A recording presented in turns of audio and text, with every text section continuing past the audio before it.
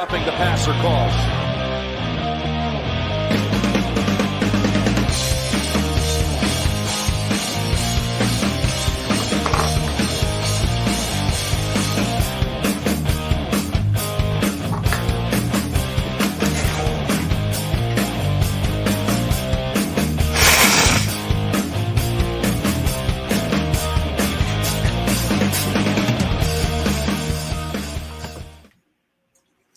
What is up, everybody? Welcome to, week 14 of season 2 of Roughing the Passer Live. My name, as always, is the DH Drew, whatever the hell you want to call me. And I am joined by my awesome co-host who had a wonderful podcast this week, Mr. John Newman. What's up, dude? What's going on, man? Do I have any of your attention today? Do I have any of your attention at this moment?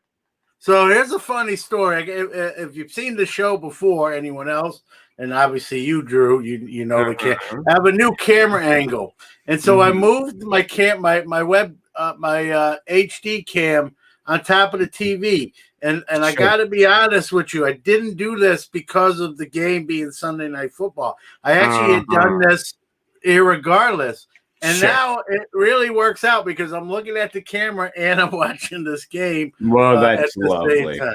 Well, as long as you guys end up helping me win some DraftKings money, I swear to God, the fucking Saints destroyed a 9-game parlay that I hit all other 8 on. So another bad beat, even though for some reason my picks on this show seem to be fire all week. I don't know why I don't just take them, but it was a crazy week. And welcome everybody to the show. If you're new to the show, welcome, of course. But please, this is a show where we want you to call in. The whole idea of this show is we want to talk to you guys about football, your team, the game you watched today, maybe a call you disagreed with, maybe a team you think's legit that most people don't. Call in, let us know, whatever it may be. All you have to do is click a link. You can be on a phone, a computer, anything. You do not have to have a camera. You can just put the audio on, just like you're calling a radio show in. Or if you're sitting at a computer and you have a nice setup, you can call in and, have a setup, or do it just like FaceTime, however you'd like. But please call in and join the show, because myself and John would love to talk to you guys. We do this show because we want to talk with you. So please call in and join the show. And remember, we also are on podcast form as well. But John, well, I guess, as always, before we get into everything, we'll dive right into today's scores, because it was an interesting week of football. Yet again, 2020 in general has been interesting, but it's ridiculous. Just watch the scores. Rams obviously demolished Cam Newton and the Patriots 24-3 on Thursday night. Titans today walk all over the Jaguars. Once again, it seems like every year about week 12, Derrick Henry starts to turn the real Jets on, and he did today. The Bucks beat the fading Vikings 26-14. Chiefs narrowly escape a very underrated Dolphins team 33-27. My Panthers had to fuck up the over-under and still lose, but lost to the Broncos 32-27. The Bears shit-whipped the Houston Texans 36-7.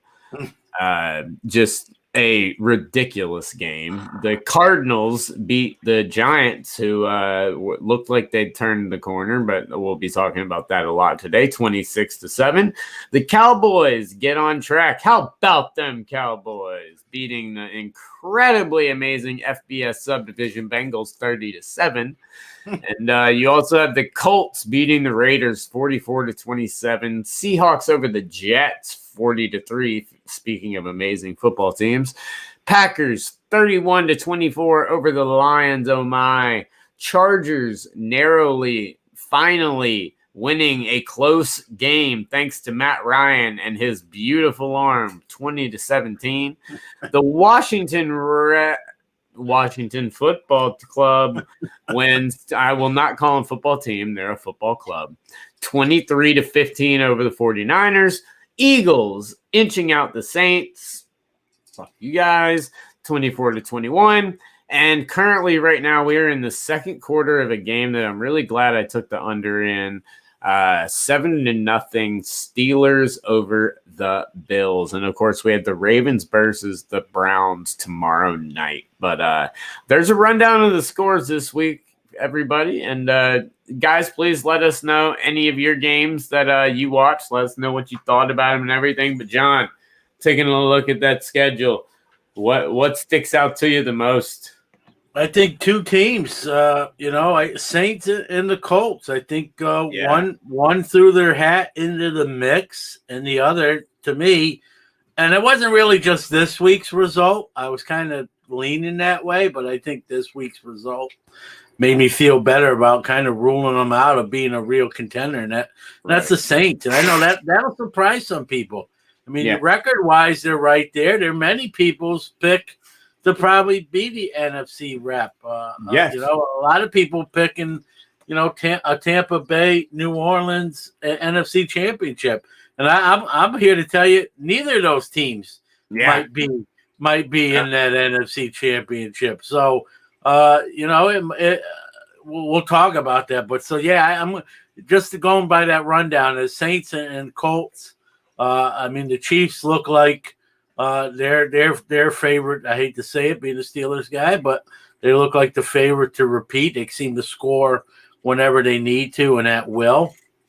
And it's this is like we keep saying every week. This is where the cream starts to rise to the top. That's why, as a Steeler fan, this game right here is just so big. It's not even about so much home field advantages. What are you, right? Are you a real contender, or are you just a very good team that rattled off 11 wins rather quickly, right? And same thing with Buffalo, so. Well, no, I agree with you. Those two games right there, I think this is a time, and I think this is a time where it's a wonderful platform that we have. Or we're at week 14, we got 3 weeks left of the season.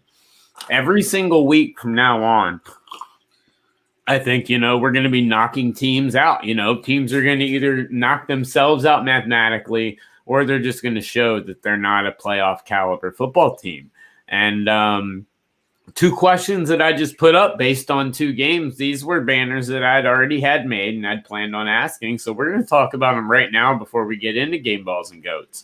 And the first is, are the Saints done? And I don't mean as they're done forever. While I do think you may see Drew Brees retire.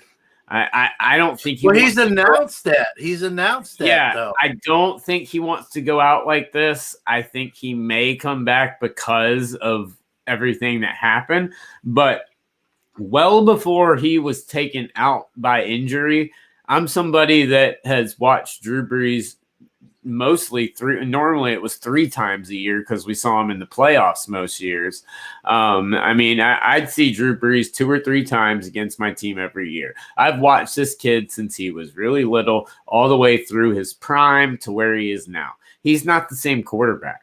It's to the point where I would almost rather have Drew Lock out there than Drew Brees, and that's scary because I hate Drew Lock.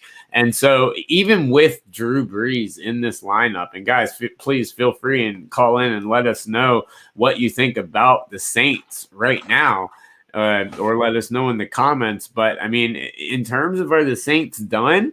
After today's performance and where they are standings-wise, I have to say yes. I know there's an extra team that's getting into the postseason, but I think that may be able to be Minnesota if they can turn it around, possibly Chicago if they keep it up, or possibly the Giants if any of these, or the Eagles if any of these teams can keep it up. But I really do think the Saints are done as a football team this year. They're looking towards 2021, and this may be the end of the Saints as we know it. Although I have a feeling with everything that happened and this being COVID season, I do think Drew Brees will come back for one final true last hurrah. Yeah, but you brought up a point I was going to make. I don't know if the Saints want him to come back. I Yeah. don't think. I think there'll be better free agent options. I think they want to go Yes. younger. They may be, like you said. I think as a Super Bowl contender, that ship has kind of sailed. I think they're Yeah. sort of in rebuild mode. They don't want to rebuild mode with Drew Brees with all. And they're in a great rebuild mode. They've got a good Yeah. defense. They've got massive weapons. But, like you said, yeah. Well, and I don't think Drew Brees wants to, if he comes back, I think he wants to play on a squad that potentially could go to the Super Bowl. And like we just said, I don't think the Saints are going to be that team, realistically. Now, people say all the right things. And when training camp starts, that's the goal on every team's whiteboard, right? But realistically, that's not, to me, a viable potential anymore. I mean, and Sean Payne's a great coach. Well, I don't even know if I want to say great coach. He's a very good coach. But, they got a workhorse back in Kamara. Sometimes I don't get the play calling there. Is they don't even use him in the fashion you think you would. Like, I mean, that to me, that was today's issue. Was like, I watched some of that game, and watching that game, I would think like Kamara was just like a normal back. They didn't have a lot of faith in. They didn't give him the ball enough. I know they use him in the passing game, but use him in both. He's got that skill set like a Marshall Faulk back in the day. Yeah, they use Taysom Hill in more like weapon packages than Alvin Kamara. And don't tell me Taysom Hill's a better football player than Alvin Kamara. Like I get it. I get it. Utility knife, little dude does a little of everything. He's deep, but don't tell me if we're having a brand new draft, someone's going to take Taysom Hill over Alvin Kamara. So why not use to me some of the play calls questionable, the utilization of some of the star players is head shaking, and I'm gonna chalk what we saw today up to a little bit of that. I think that was coaching that lost that game today against the Eagles. Yeah. No, I agree with you. I think coaching definitely has a whole lot to do with it. And so that guys, let us know what you do think about the Saints. But before we dive into it, we are going to touch on that other game, and that's Indy. And Indy, man, they scorched them today, 44-20, in a game that was predicted by Vegas and everyone else to be close. They covered the over-under almost by themselves. How far can this Indy team go? And honestly, man, if you're asking me this question, which I am, I'm asking myself, Drew, what do you think? I mean, John, the combination they have an incredible running game. They have a quarterback that they took the ultimate gamble on. The gamble that they made to take Phillip Rivers at this point in his career when he was being portrayed in media by teammates, by the team as a cancer basically on his way out. To take that chance on him when you had draft picks and a quarterback class like this class was incredibly ballsy by Indy. That was a ballsy move, even though it was a short-term deal. But it has paid off incredible dividends. They have a great defense. T.Y. Hilton looks – I want to know what T.Y. Hilton would have looked like had he actually had a quarterback his entire career. I think he's a certified Hall of Famer with, top 10 numbers if you actually gave him a Aaron Rodgers or a Pat Mahomes his whole career. Because look what he's doing with Rivers. It's scary, and it's not an abnormality. It's a week-to-week thing. And so I look at Indy, man, and I look at the AFC, and I look at all the teams around them. This is a team that if they get hot, they could go to the Super Bowl. This is a Super Bowl caliber team when they're firing on all cylinders. Well, I agree with what most of you said, and I think the double-edged sword here, Drew, is Phillip Rivers. He's He's Dr. Jekyll, Mr. Hyde. Exactly. No, And Dr. Jekyll's right now, Dr. Jekyll's got to be there the whole time to go. Yeah. Yeah. But 100. I got to feel it. Here's my thing. I'm not arguing with you. I think you're right, except for this part. I think Mr. Hyde's probably going to show up. I do too. Yeah. When is it going to happen? Is it going to be before the playoffs and then he puts on a string of 4 games where he's Dr. Jekyll? Or is he going to be Dr. Jekyll to the end of the regular season and then the playoffs come and he's Mr. Hyde? I hate to cut you short, but we got a caller on the line, so we're going to bring him in now. I have a feeling I know who it is. Mr. Nick Gable, I presume. What's up, Nick? You presume correctly. What's up, my brother? The Steelers. They are really, really pissing me off. Okay, you're a Steelers fan, correct? I have been a Steelers fan since 1972. Okay, so you two can, have your little love session about the Steelers right now, but let's discuss these Steelers since they're playing right now. What's up with them? What's your issue with them? My issue is they have no run game. Right. Ben is 42, 43 years old. They're having him pass the ball 45, 50 times a game. Right. It's just. Well, I don't know if he's dumb. He's right. We don't have a run game. Ben is not 40 something yet, but not far off. And this isn't ideal. And if Nick knows being a Steeler fan, I know being a Steeler fan. As a Steeler fan, they're known for that run game, right? Run, pass on third down, move the ball up the field, take time off the clock. I get it, but this isn't, we're in a different era of the NFL, so it's become a passing league. Do I think Ben throwing the ball 50 times a game is the recipe for success? No, I think we've seen the last 2 games. They barely beat Baltimore's third string. They lost to Washington, and this game is going better than I don't know what Nick thinks, but this game's going better than I anticipated. So it's 7-3. You're winning. Barely. 7-3. Okay, well, let me ask you this. All right, Nick, you've been watching the show. We just talked about the Saints. We talked about Indy. Let's talk about the Steelers. This is an 11-1. What are you guys at?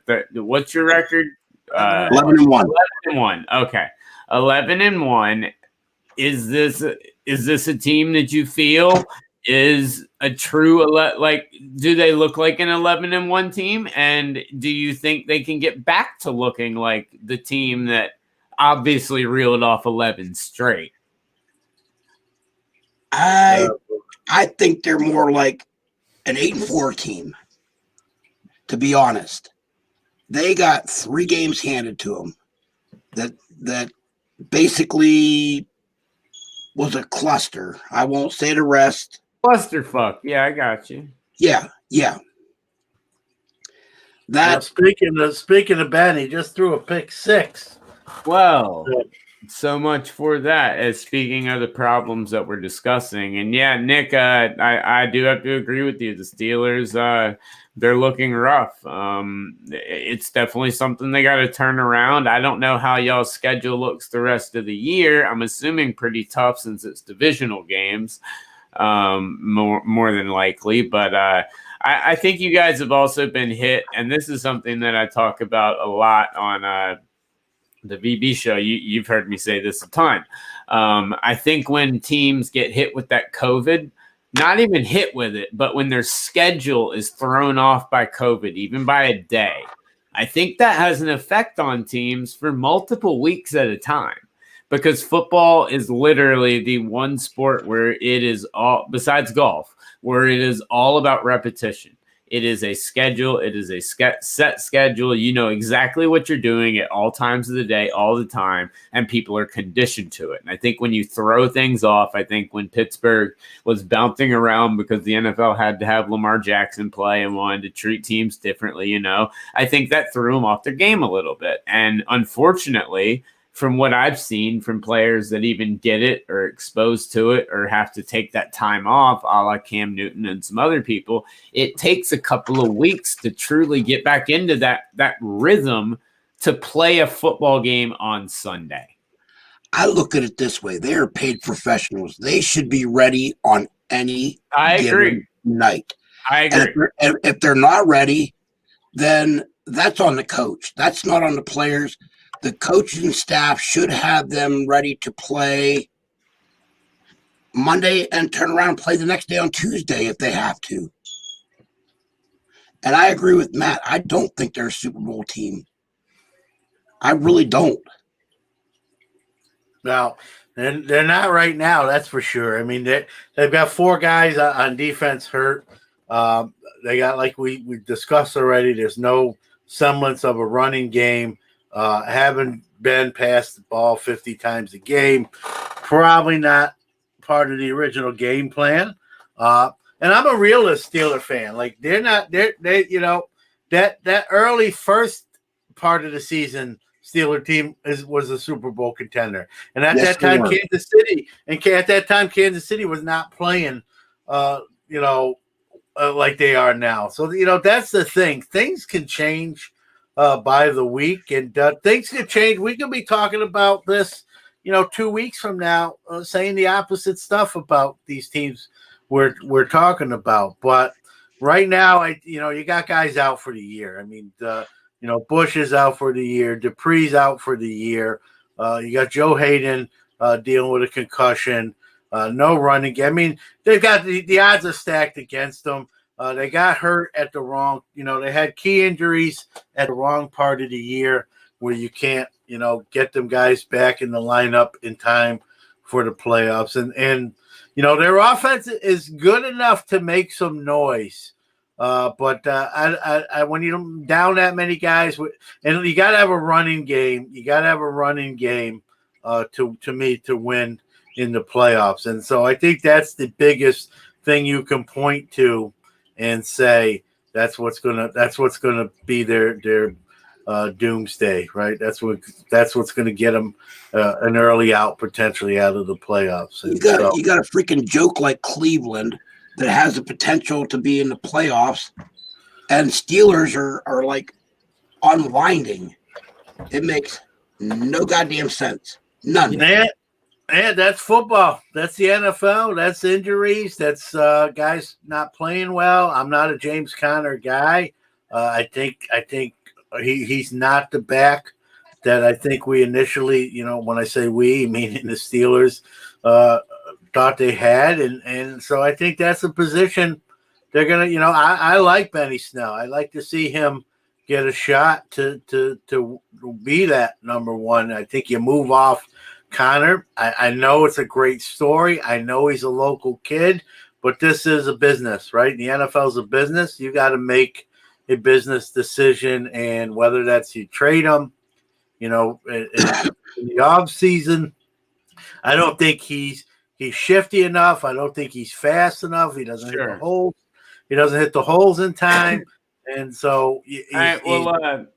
Yeah, go ahead. Well, no, I completely agree with you, 100%. But what I was going to say is I did want to shift gears just a little bit and ask you, Nick. We're talking about the Steelers, and we're talking about what their chances are for the rest of the year.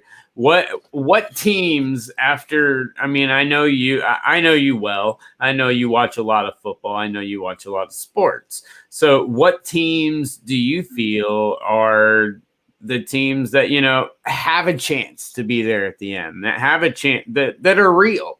What teams are real to you? Real. I hate to say Baltimore, but I'm going to. Baltimore? No. Baltimore's the real one, huh? Okay. All right. Baltimore, Kansas City. I don't really see Dallas. The Steelers, really, in a weak AFC. See, I maybe it's because I'm not a fan, but I like you guys a lot more than you think. Like I I think that Cleveland, like I said, it's a couple of weeks. I think Tomlin gets you guys ready for the postseason. I think you have the weapons, and you've proven what you can do when you're firing on all cylinders. I think once you guys get these next couple of weeks to truly get everything in, I think you're going to be fine. I think the Steelers are a team that would be next to Kansas City and Tennessee. That would be the team that I would pick. I would go probably right now, if I had to give my top 5, I would probably honestly, and this is going to shock a lot of people, and this is going to be my first hot take of the week, my number 1 team in the AFC is the Tennessee Titans.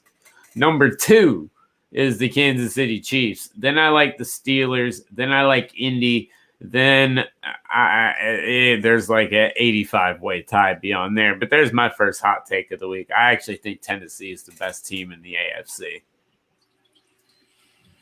Yeah, I disagree with Nick on Baltimore. I think hold on. We're going to add in someone special here that's calling in also that Nick knows as well. John, you know him as well. Mr. Chris Gilmore. What's up, buddy? What's going on, man? What's up, Gilmore? Well, thanks both of you for calling. But Chris, I don't know if you've been catching the show, but right now we're just discussing. I just said that I thought Tennessee was the best team in the AFC, and we've been discussing whether the Steelers are a legit team or if these last couple games are truly who they are. But guys, like I just said, I think Tennessee is honestly the best team top to bottom in the AFC. What do you guys think? Am I nuts? And am I nuts to think your Steelers are going to get back on track? I think Yes, you're nuts.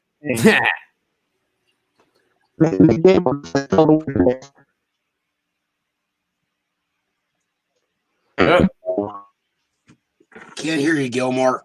yeah, can't hear you, Gilmore. All right, here we go. This should be better. This should be a lot There better. we go. Now we got you. Okay, so what's up? I think Nick Gable has a complete inability to spell his first name. Yes, he does. We know that. Nick. I did that on purpose. Yes, of course. And I think the Tennessee Titans are a fine franchise. And this year, anybody goes. It's all about who's getting hot at the right time. I say do not sleep on the terrible Philadelphia Eagles in the infusion by Jalen Hurts. Really? So all right, this is a topic I wanted to touch on today, so we're going to touch on it right now. The graphic last year was Hurt so good, ? Wentz is benched.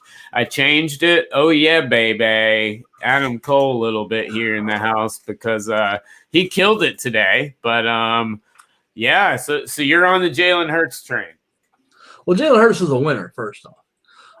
When Jalen Hurts was first got drafted, I said, it's nice. They're going to get a good guy for their franchise, but I don't think Jalen Hurts is an answer at the quarterback position long-term for anybody. I don't think he has the arm. However, the NFL has changed a lot. Yes. I was the old man saying, get off my lawn, expecting Dan Marino standing in the pocket, shoveling it downfield. Even Ben Roethlisberger has changed his game to be a quick release guy. Yeah. I think that change really puts the ball in Jalen Hurts' hands, along with his looseness, speed, decision-making, work ethic, and what he can bring to that locker room. I think I would not sleep on Jalen Hurts if the rest of the team can fall in line and do their job. I think the Eagles are scary. They still suck, but yeah. I mean, like.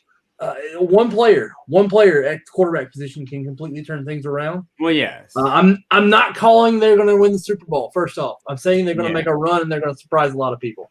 Well, John, what do you think, man?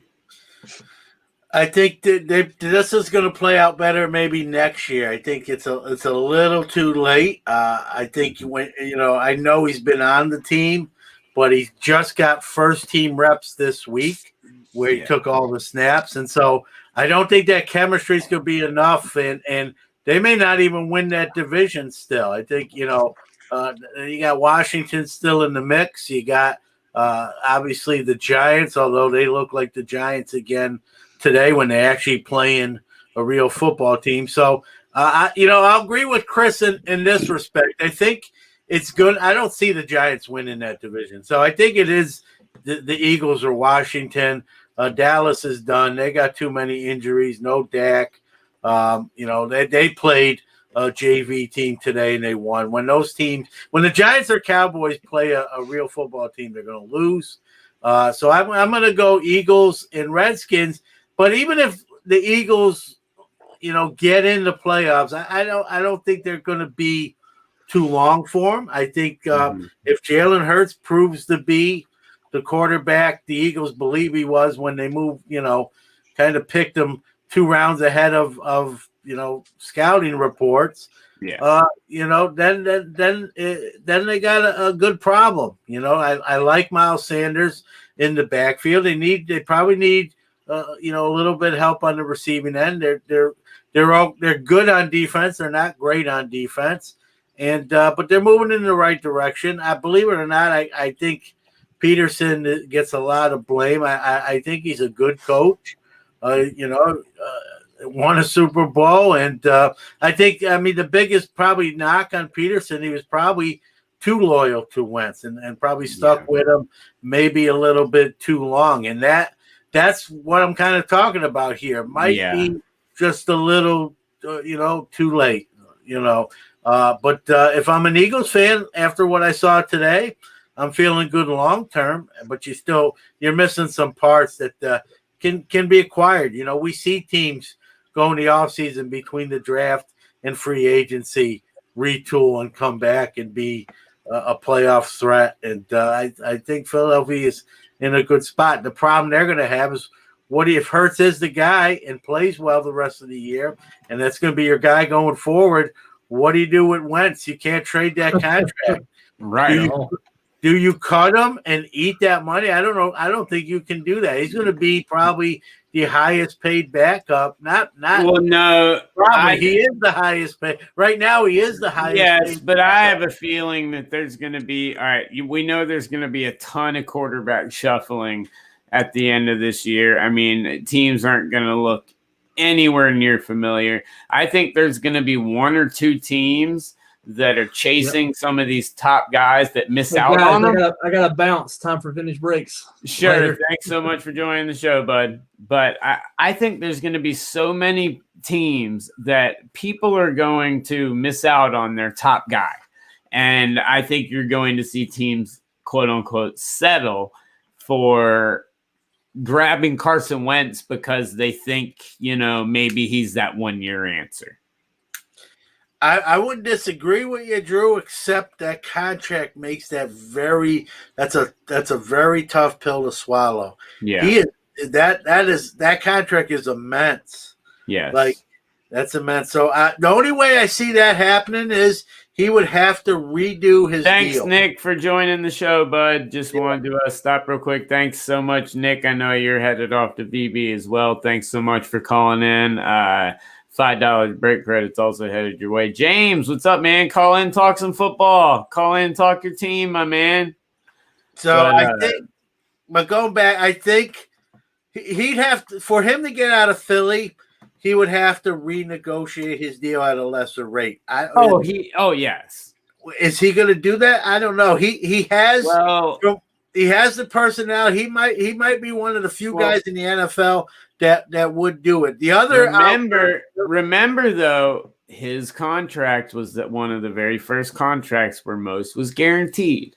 So his cap hit is not near as bad as people think because he's already gotten paid most of that money. So his cap hit's not as it's still ridiculous, but it's not as absurd as most people would think. But sorry, keep going. Yeah. Well, I just don't know if he's tradable with that contract. And, I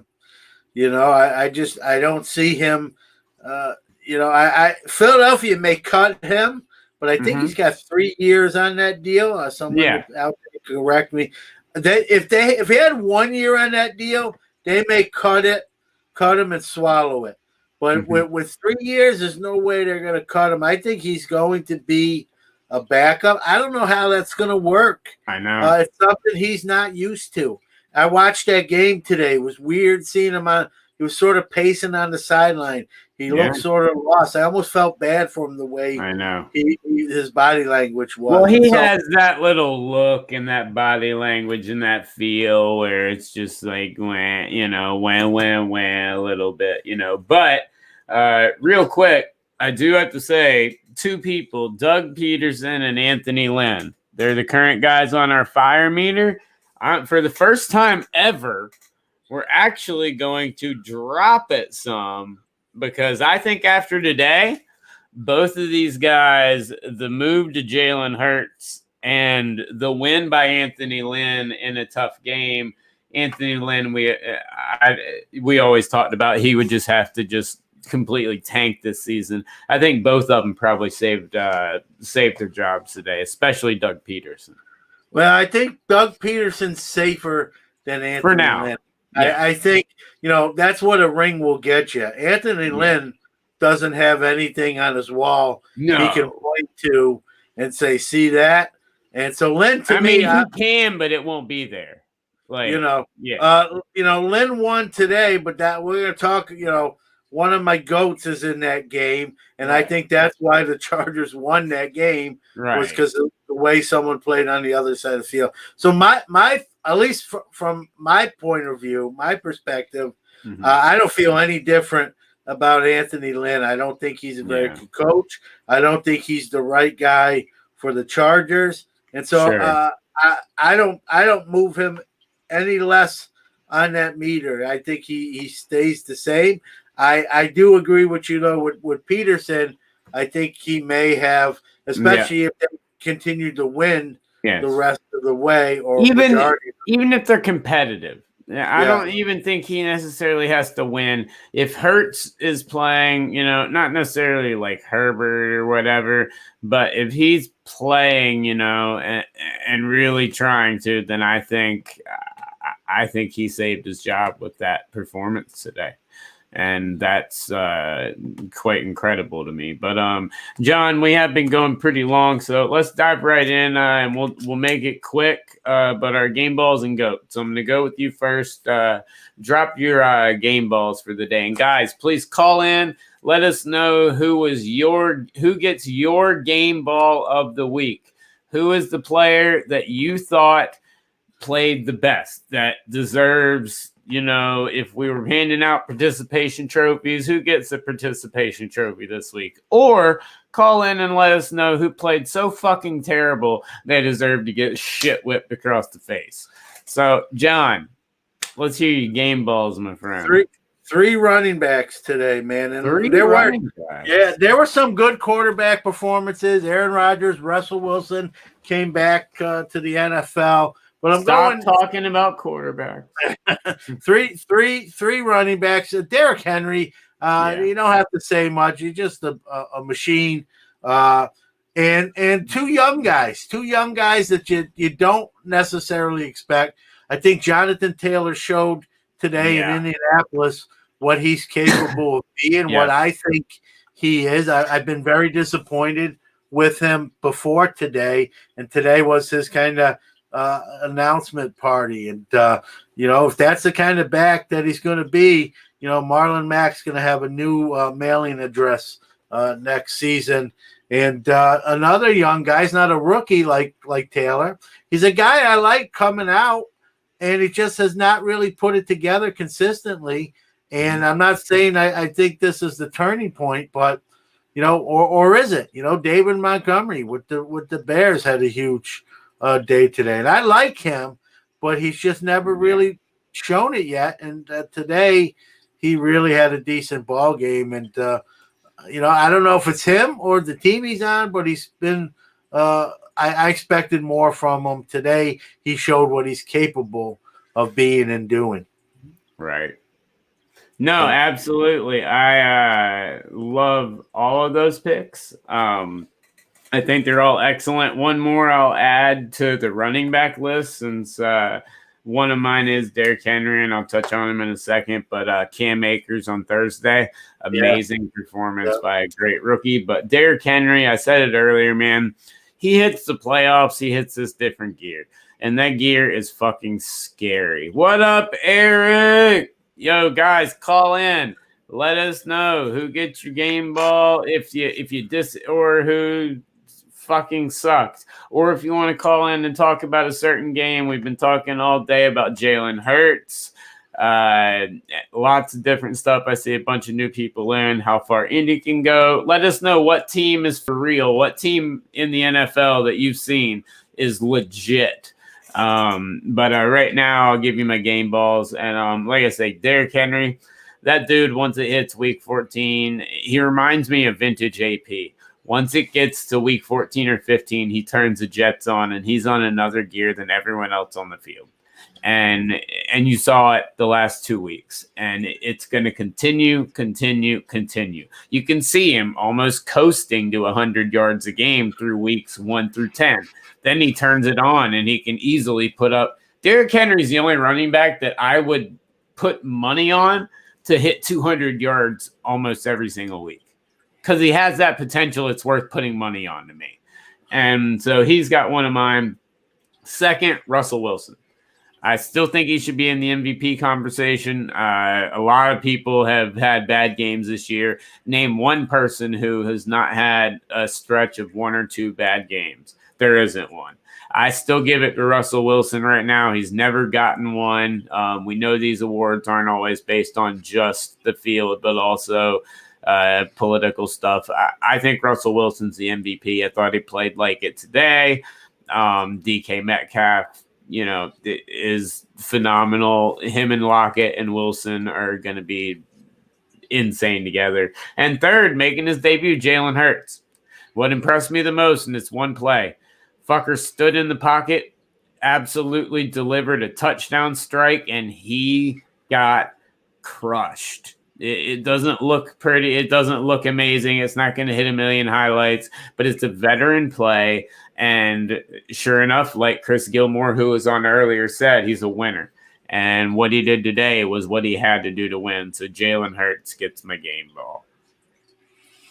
No, I like it. I like your picks. You went quarterback. I went running back. I think we covered covered a lot of bases. Let's hit the goats. Yeah. All right. You go first. All right. So for goats, I've got first off Matt Ryan. There ain't no more excuses, buddy. Mister, you're I don't know, the guy you seem to want to blame everything on's gone now. Mr. Quinn's out of here. So this falls on you, Matty Ice. You gone ice cold. Just like we were talking about Drew Brees getting a little older. Matty Ice, you're getting a little older too. And you got weapons. And I did see one of your wide receivers throw a pretty nice deep bomb today for a touchdown that looked nicer than any throw you threw all day. So that's a problem. Matty Ice, you're on my list for a GOAT. Second up, Mr. Cam Newton. Man, I'm one of your biggest supporters in the entire world, but for fuck's sake, dude, what are you doing? Like, I'm just going to leave it at that. What are you doing? At least you're dressing semi-normal. But third up on my list is a group of about 7 or 8 people. I don't know how many caught the ball. Let me see if I pulled it up. Yeah, 1, 2, 3, 4, 5, 6, 7, 8 players. And that would be the entire Houston Texans receiving corps. Jesus Christ, guys. Come on. Like, I know you get rid of D-Hop, and that's bad enough. But I don't know if you've seen it or not, but there was a drop in the end zone today by the Houston Texans that was just absolutely awful. I'm going to pull it up on the screen right here because I know a lot of people probably didn't see it. This is why these fuckers are on my list. Right. Wait, hold on. Let me find the right spot, and then I'll get back to it. But there's one reason that these guys are on my list, and it's because they drop everything. Anything that could go wrong goes wrong with the Houston Texans. It's just absolutely pathetic. I don't get it, and they played terrible today. So Houston Texans. If you're a Houston Texan fan, you better watch Deshaun Watson because I don't think he's very long for that team. No. He's gone. He's gone. Yeah. And so you better enjoy him while you got him, because I think as soon as he can get out of there, he's going to get out of there. Yeah. And I don't know if you're looking for the clip, but I'll name mine. We both have Matt Ryan in common. All right, here now, we go. Hold on, real quick. I want to show you exactly why they are on this ridiculous fucking list today. I'm going to zoom in so you can see. Dropped. This is come on, guys. This is pro football. It's a rollout curl route, and you can't catch the ball. It should be at Pittsburgh, because that's what Pittsburgh does. I mean, it's just absolutely pathetic. So that's why they're on my goats this week. But on to yours, my friend. Well, we both got Matt Ryan. Just not a good performance. 3 picks. I think he's sort of auditioning for his next team. That's not a good tape to audition with. Josh Jacobs, he ran a little smack. He messed around with people with Fantasy League, saying he's not playing. And he almost kind of lived up to what he said, because he came out and he didn't play very well. 39 yards on like 13 carries. I know that's 3 yards a carry. That's not very good when you're arguably one of the best backs in football. His lack of production obviously affected the outcome of that game. And the rookie outclassed the sophomore, Taylor over Jacobs. Not a good look. My third guy, just Adam Thielen. Remember him? Yeah. Oh, God. That's remember him? And remember him? Yeah. I get Justin Jefferson's the show there now, and the Flash and the new Stephon Diggs 2.0. But if that team's going to do anything or make any noise, Adam Thielen's got to be Adam Thielen, and he hasn't been today or most of this year. And I think we're seeing the effects that Minnesota is sort of that just below 500 team that is not going to be any sort of noisemaker. And, Adam Thielen was arguably in the top 10 of receivers, in the last few years. And he's sort of just become kind of what, an undrafted guy. Now, he's not that bad, but he's the bloom sort of coming off the rose with him quickly. And today I thought kind of showed that the most. So he made my list today. Yeah, no, I could not agree with you more. I think all those guys deserve to be on the list, and I doubt it'll be the last time that they'll be on that list either. But that's just me. But yeah, Justin Jefferson. While we're talking about him, I mean, come on, man, that dude is just incredible. Like, is there anything else you can just say about him? Like, this dude, I can see him being a 1 for a very, very, very, very, very long time. Like, a long time. Yeah, I like him. I don't know what Minnesota's, their defense took a step back, so they got work to do, but they're not really they're not missing Stephon Diggs as much as they thought, but they might have quarterback issues if you're not a big Kirk Cousins guy. And, I like Mike Zimmer, but the clock's sort of ticking on him as well as far as coaches on the hot seat. And so another guy that might be just better suited as a coordinator than a head coach. Yeah, no, absolutely. He easily could be. That may be where he's headed, and I guess we'll be seeing here. And guys, please call in and join the show.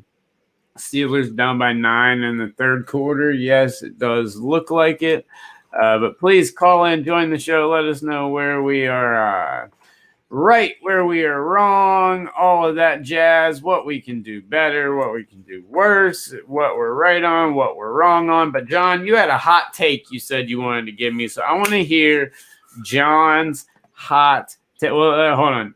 I want to hear Newman's hot take.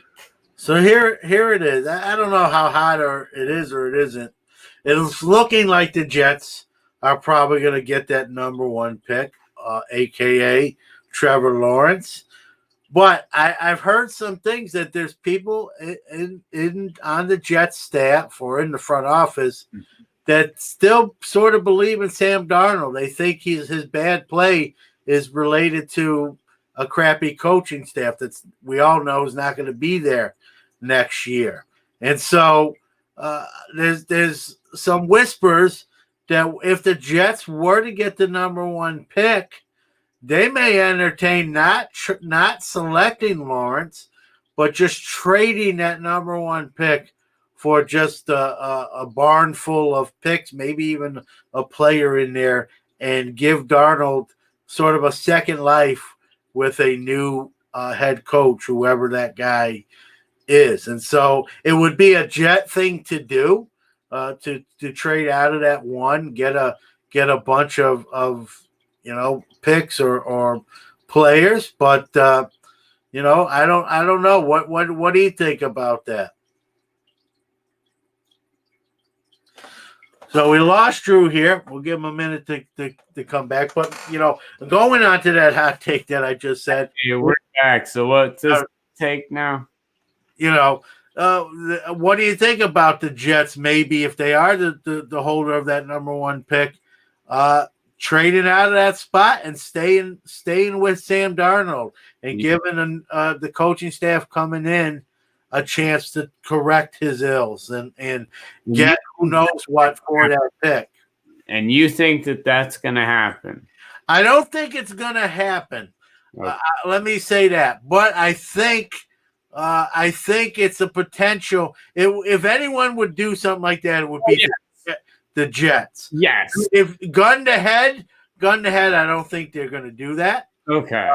But if anyone would not take Lawrence, getting that number 1 pick, it would be a Jet thing to do. I think they'd do it more, Drew, if they didn't already have a bunch of draft picks from trades. You scared me there for a second. Yeah. What the fuck are they going to do? Have 35 draft picks and draft 15, 18-year-olds and have 2 on the team in 6 years?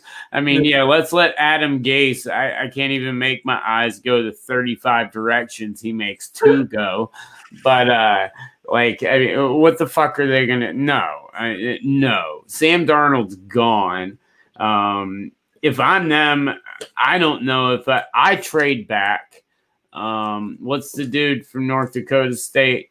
I always forget his name.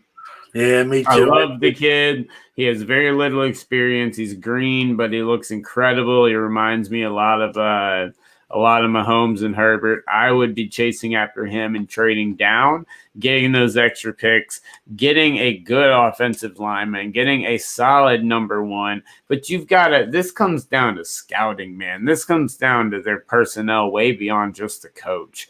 Like, I know the coaches make the final decision, but there's 10 people in their ear helping make these decisions. This organization from the top to the bottom is organizationally flawed when it comes to drafting. You look at their draft picks, you look at, I mean, Jesus Christ, you get 8 rounds and you look at their draft picks and they have nothing. They have nothing left from everything. And it's just, I don't know. It's a little ridiculous to me. I'm shocked that that would even be an option. Sam Darnold absolutely has to go, especially with the quarterback class coming in and you're giving up on him. Like, you're showing you're giving up on him. So you've got to move on. But I don't know. That's just my opinion. Yeah, no, and I don't think they're going to not take Lawrence with that number 1 pick, but it just would be interesting to see. It would be such a Jet thing. Oh, yeah. I'd love to see it. But speaking of something I would love to see, guys, it is 10:27, and I know we're going to wrap up so John can catch the end of what looks to be a close and good football game. But we do Buffalo's have really good. our shit whip of the week, and unfortunately, I'm calling out you guys, NFL. This was fucking ridiculous. I searched for hours. There wasn't one big hit all day. There were multiple, solid hits, but Jesus Christ, can someone take the lid off somebody? Like, please? Like somebody anywhere? But I did find somebody who is more than deserving of the shit whip of the week, and that's because he had multiple. In fact, he had 5 shit whips this week.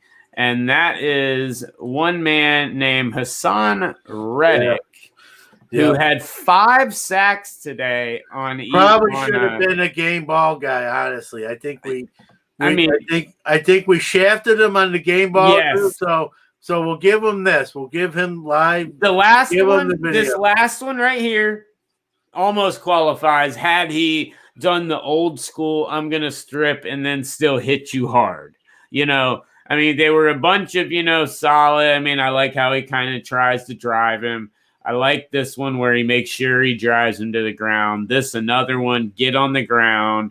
This one's a little weak, but this last one, he could have really popped him, but he chose not to. And I don't like that new style of tackling and everything, but I agree with you. We did shaft him on game balls this week. So we'll give him the shit whip of the week. He had 10 sacks total in his career, 5 today, or 10 sacks this season total now, and he had 5 of them today. So congratulations. You're going to win the shit whip of the week because not one offense or defensive player could hit worth a damn today. So there's your shit whip of the week this week. And Daniel Jones, a couple more fumbles. The Giants need quarterback. Yeah, if you noticed every time he hit him, what'd the ball do? What'd the ball do? It wasn't in his hands. Giants, you whiffed, man. You got cute. You whiffed. And you're in the quarterback. Whether you think so or not, you're in the quarterback market because you don't have one. Yep. All right, guys. Well, before we wrap up, there's a couple of things I want to talk about, including a surprise for Mr. Newman. First off, I do want to thank our sponsors, Gas House Extracts. They deal with CBD a lot along the lines of creams and things like that for athletes, and they're getting involved into the sports medicine area side of things. So definitely check out Gas House Extracts. But also wanted to let you guys know. I'm going to let John do the podcast spiel in a minute, but starting next week, you guys will actually be able to get Roughing the Passer merchandise. We are going to have a couple of different things with a couple of different slogans, the logo, a couple of different type of things on there, but you will be able to get Roughing the Passer merchandise. And it's going to be some awesome stuff, men's and women's sizes, from multiple different types, from higher end material down to a lower end, multiple different women's styles, lots and lots of memorabilia coming your way here really soon. So we'll be letting you guys know you will be able to rock the RTP and the shit whip. Of course, we're going to have a shit whip of the week. I was going to say, there better be a shit whip. No. That's the shit whip of the week design's already being taken care of. We're working on it right now.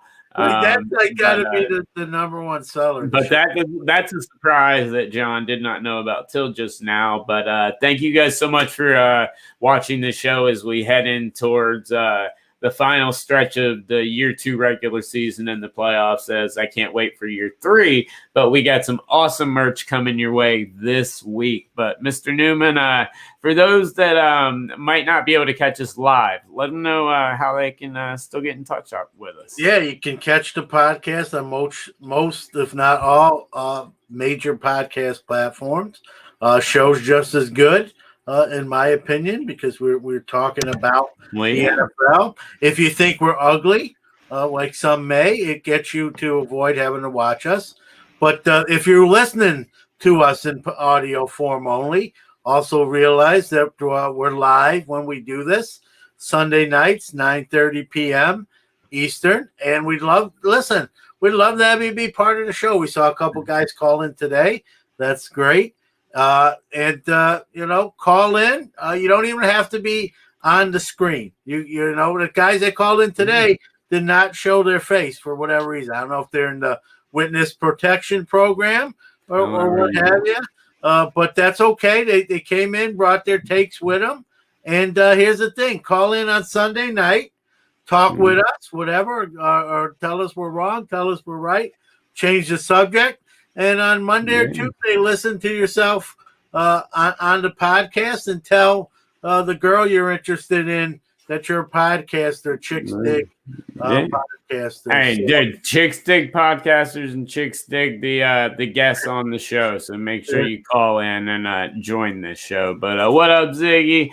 I'll be talking to you soon, my friend. But Nick, thanks so much for calling in. Chris, thanks so much for calling in. Everybody, we had incredible numbers tonight. Thank you guys so much. Our numbers are going up. You guys are incredible. Every single week, the numbers are going up. That's why we're going to have RTP merch, because you guys are amazing. You watch the show. You continue to watch the show. You interact. I love it. We couldn't be more thankful. Like John said, it is on podcast form also. Unfortunately, due to some stuff, we were unable to do our preview show, pick show this week, even though we did do our picks. And you guys will find out what's coming up with them with our next video, which will be out this week at our normal scheduled time. But as always, Mr. Newman, it is a pleasure, my friend. But let's go watch the end of that Steelers game, and hopefully you guys can make it to 12-1. Yeah, not looking good. They're in punting formation. They're down 16. This game's getting away. No running game. Ben looks terrible. So looks like 11-2. I kind of braced myself expecting this, so it still sucks, but I guess when you kind of think it's going to happen, it doesn't hurt. Well, look, anytime you think thoughts like that, just think of this and it'll make you smile.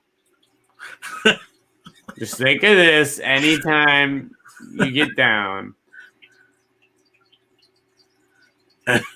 Anytime you get down, just think of that, and it'll make you smile, my friend. Anytime you're down, there you go. For those listening on audio, it's the DK Metcalf, choke slam. Yeah. And as a Steeler fan, I take that right now. We need exactly. You need something to smile. Energy. Yeah. Well, here's some big hits as we head out. Thank you guys so much for watching the show. We will see you next week for week 15 of the NFL. See ya. Roughing the passer calls.